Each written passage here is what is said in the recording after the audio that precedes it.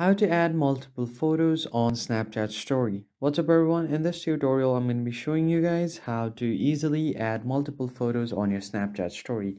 But before we get started, please head down below to give this video a like and subscribe to our channel.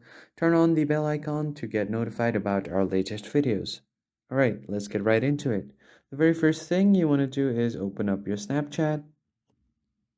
And once your Snapchat is open, you can tap on this picture icon at the bottom to open up your camera roll or your memories. And once you head over to your camera roll, you can select the pictures that you want to set as on your story. So I'm just going to select a few ones.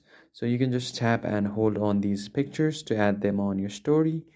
And once you do that, you can just tap on next, and after that you will have different options to send this to their friends that you have connected on Snapchat, and you will also have an option to share your public story.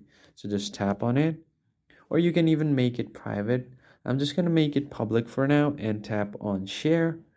And once you do that, your multiple stories will be uploaded to your profile.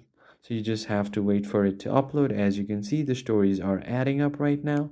And here, all of the stories have been added at the same time. So that's pretty much it. If you found it helpful, hit the like button and subscribe. I will see you on the next one.